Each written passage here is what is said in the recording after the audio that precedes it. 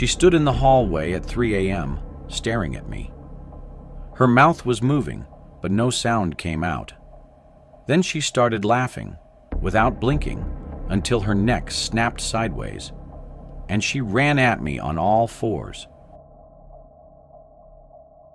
I, as soon as labored as an instantaneous care aide for a 65 12 months antique lady with a developmental disability. Her daughter, who turned into in her 40s, labored overnights, and she or he wished a caretaker with scientific enjoy to observe her overnight. When I say as soon as labored for them, I suggest I actually labored as soon as simply this nighttime, and you're approximately to listen why I by no means went back. The 65 12 months antique lady's call turned into Martha. Her daughter's call, who contacted me, turned into named Colleen. It's viable Colleen did not have some other own circle of relatives to observe her, and did not need to or could not find the money for to place Martha in a nursing home. Or it turned into viable that she felt greater snug hiring any person with a few shape of enjoy to observe over her. At the time, I turned into already an instantaneous care employee for 2 different girls who suffered a few kinds of developmental disabilities. So I had enjoy, however, not anything organized me for that nighttime. Colleen left for work. Earlier that day, I worked my first job, so I was really pushing my body to exhaustion, trying to make as much money as possible. Colleen had introduced Martha and I. Martha had given me a smile before Colleen brought her upstairs to her bedroom for the night. It was around 9 p.m. Colleen told me that Martha would sometimes walk around the house at night, acting confused, and I'd need to calm her down and bring her back to her room. She specifically addressed this not to be a form of sleepwalking when I asked. She said it's one of the symptoms of her mother's dementia. I told her to rest assured that I'd know how to handle it. I spent my time initially in the living room, catching up on my show. These jobs aren't super glamorous, and for the most part, it is a lot of sitting around. I heard footsteps from upstairs. I went to the stairway and looked up the stairs, then called Martha's name, asking if she needed anything. She didn't answer. I heard her footsteps go back to her room, and then the door closed. Maybe she went to the bathroom. I went back to the living room and watched some more TV. It was maybe an hour later that I got up to grab my sandwich that I brought from the fridge. As I left the kitchen with a plate and my sandwich to go back to the couch, I nearly had a heart attack and dropped the plate when I saw Martha standing at the doorway. Glass shattered everywhere. I apologized to her and asked if she was okay. She started yelling at me. "Who are you?" I reminded her who I am. I'm her direct care worker, here to make sure she's okay. Everything she said at this point was in a loud scream. "Why are you here?" "I don't know you," things of that nature. I reminded her that we had simply met and that her mother, Colleen, employed me to look at her and the house. This appeared to paintings for lengthy sufficient for me to get her to return back, lower back upstairs with me and to her room. I added her up a pitcher of water and a few melatonin and clonazepam.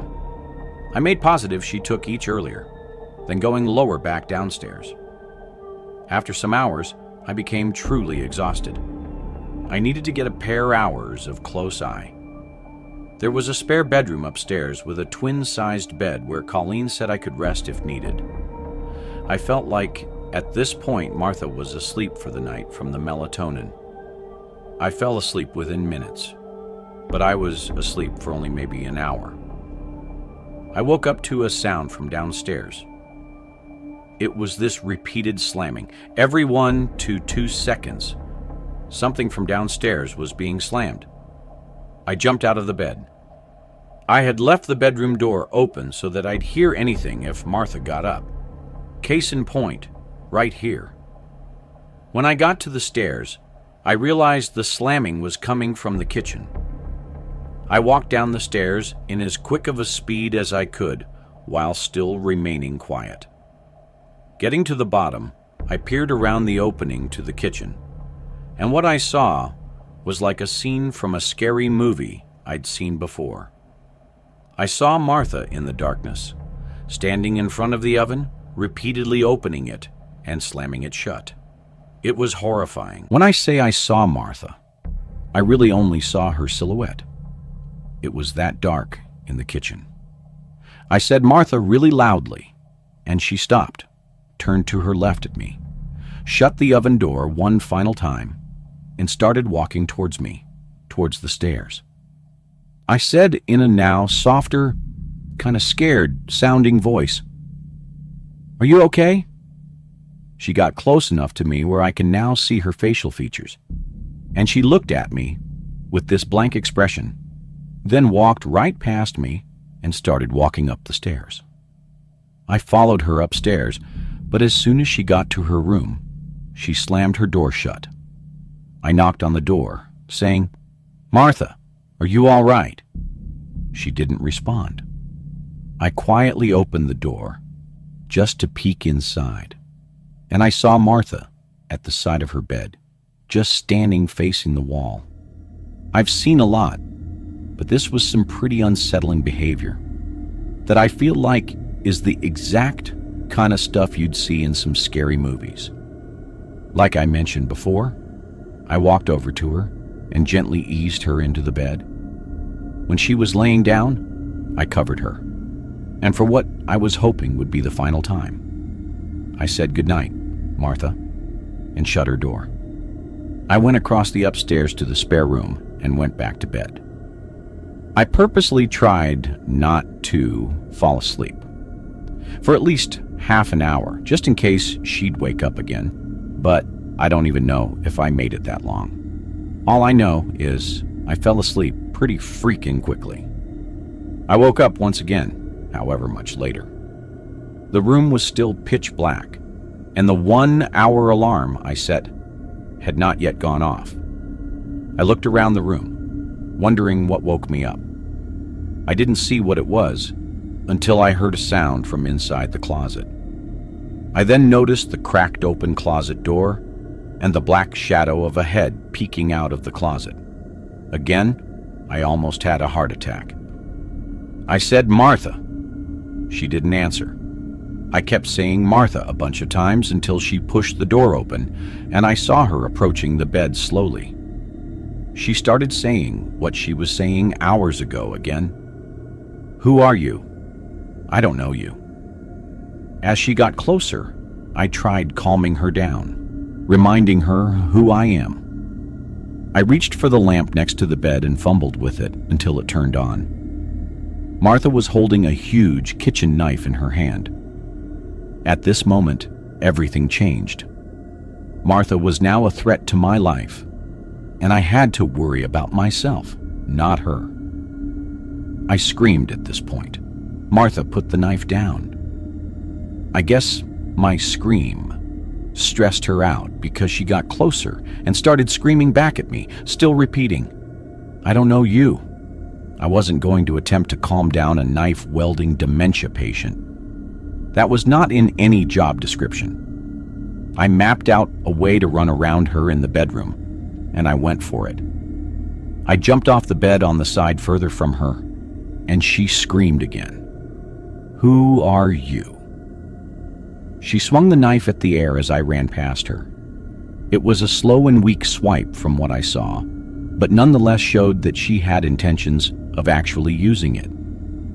I got downstairs and grabbed my shoes and went outside. Instead of calling 911, I called Colleen as she requested I do if there's an issue. I was courteous in doing this because getting law enforcement involved is never doing anyone any favors. Colleen was yelling into the phone at me not to leave her, and honestly, I yelled back that she attempted to kill me and that I didn't call the police. She had to leave work, of course. I stayed outside of the house, making sure Martha didn't go anywhere until Colleen returned. When Colleen went inside, Martha was back in her bed, asleep. Colleen went as a long way as accusing me of exaggerating the whole lot till she determined the knife subsequent to Martha's bed. To now no longer deliver her any extra gasoline, accountable me for any of this, I omitted the reality that I ever went to sleep. But that does not suggest that I felt in any manner I did something wrong. Colleen even presented me that room to sleep. I by no means labored in that residence again. Martha changed into a scarier, affected person than I'd ever treated in any of my jobs in my 9 years of being an instantaneous care aide. But first, did you know that 98% of people who watch my videos aren't subscribed? That means you. And yes, I am speaking specifically to you. Probably aren't. So now would be a great time to leave a like on the video and subscribe. Anyhow, it became my first day running for this plumbing corporation. I become known as in for my first activity to this residence out of town. The plumbing corporation had 5 personnel, and the proprietor could select who does what activity. I don't see it as a twist of fate that I become dispatched to a few unwanted activity some distance away in a shitty location for my first activity. The call was for a leaky pipe under the sink, which is typically the easiest, most basic job to get a call for, depending on the root cause of it. I pulled up to the house, my first ever call, and it was an absolutely disgusting looking house, completely run down, as if no one had lived there for years. I went up to the house and knocked until a middle-aged man opened the door. I didn't like his aura from the start. He had this unflattering, disproportionately wide smile that made his entire face appear off-putting. His voice was also really soft and high-pitched, not the voice I was expecting to come out of his mouth. Or maybe it was, given his unusual appearance. He welcomes me inside of the house. I realized there wasn't a single piece of furniture in the house. "Just moved in?" I asked him. He replied, "Yes," and then chuckled. Or maybe I should say, he giggled because it was just a weird, high-pitched little laugh. He brought me to the kitchen, and the first thing I did was set my stuff down on the counter, then open the cabinets under the sink. I slid myself under the sink and started to examine the pipe, specifically looking at the P-trap and the lock nuts to make sure they weren't overly tight or loose. I noticed the man was standing directly over me, his legs spread wide so that I was sandwiched between both of his feet. It was extremely uncomfortable. I asked him politely to give me some space, and he backed up a bit, but not enough that would make me feel comfortable. I realized that I didn't see any water leaking at all, so I got out from under the sink and tried running the water, but no water came out of the faucet. I looked at the weird man and asked him why the water wasn't running. He said he must have shut off the main water valve without realizing it. When I say I stood there speechless for a few seconds, I'm not exaggerating. I asked him bluntly, "How do you do something like that by mistake?" He smiled and shrugged his shoulders. I asked him to go turn the water valve back on. He turned and said he'd be right back, and I saw him leave the kitchen. But then I heard footsteps walking upstairs. I'd never in my life heard of a water valve being upstairs in any house. I knew something was off with this guy in the situation. Everything from the condition of this house to his mannerisms. And then I started hearing multiple sets of footsteps from upstairs, coming down the steps quickly. In a split second, I decided I was out of there. I grabbed my stuff and quickly walked out to the front door and to my van. I'm a pretty large and loud dude, so I'm not really intimidated very easily by people in a physical way, but there was something about that situation and that guy that told me that some shit was about to go down. I looked at the house for a second, and then I drove away. I called Dave, my boss, letting him know it was just some kind of prank, because that just sounded better than me saying I was scared of that guy. I did a few minutes worth of investigating and found out that that was just a vacant, abandoned house. I got the number that made the call for the alleged leaky pipe from Dave, and it turned out to be a voice-over IP number, not even a real number. I reported this shady encounter with the local police department just so that they would be aware of it and maybe close off that house. I've never had a reason to return to that sketchy part of town again. I only worked for that specific plumbing company for about a year. Back in 2019, I worked for Domino's. It was my first night. I was just starting out. I was only working there because I needed the money for college, supplies for my dorm, etc. And so, that night, I was being trained. When you're being trained, you're accompanied by the manager on your first few deliveries to see how you do and evaluate you and train you. It was late, around 8 o'clock, and we got an order. Our store wasn't electronic like they are today. We couldn't see where the locations were on a big TV. We had to go look them up on our phones for directions. We got the directions and the pizza. I still remember the order. 4 large pizzas with 2 bottles of PIB. We load them into the car, and it was my car, since I was the one being evaluated. So it was me, my manager, and another trainee, who I didn't know. The house we were heading towards was way out of the way, in the middle of nowhere. And my town was old, though, so it was fairly common to go miles without anything. It took us around 15 to 20 minutes to get there. The house looked old, really old. It was an old 2-story home, and it was completely run down. The wood was chipping. Some of the windows had boards on them. It was not a house you'd expect people to be living in. I remember asking my manager if we had to go up there, and he told both of us yes, but that he'd come with us and hand them the pizzas and sodas.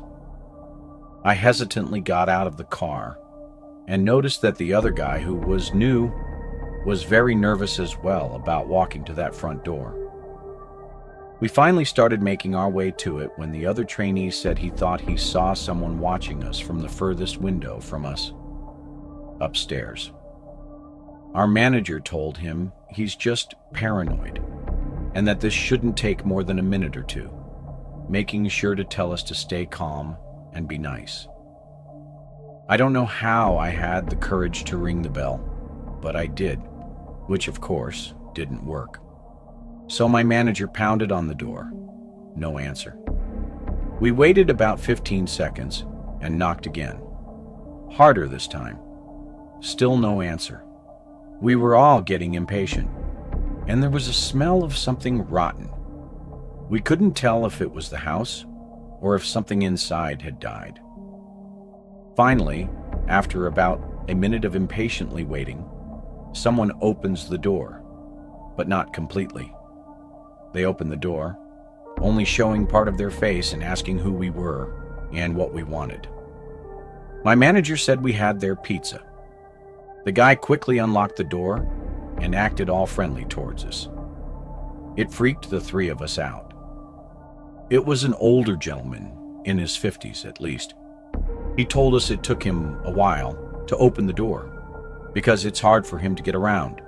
Or some shit our manager handed him the receipt and asked if he was paying with cash or a check, and the man told us he'd be back with the money.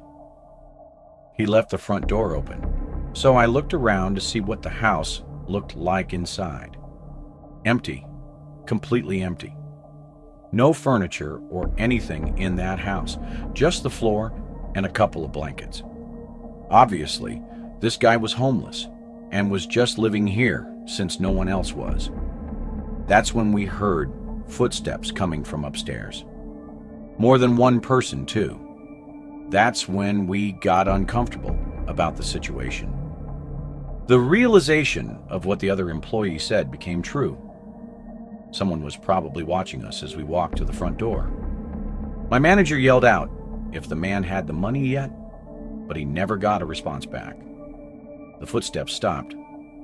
Everything just stopped. It became silent. You could just hear the three of us breathing. My manager told us to stay at the front door in case the man came back, and that he'd go around the house to see if the man needed help or something. We nodded at him, and he walked towards the back. The two of us heard footsteps, but not from upstairs.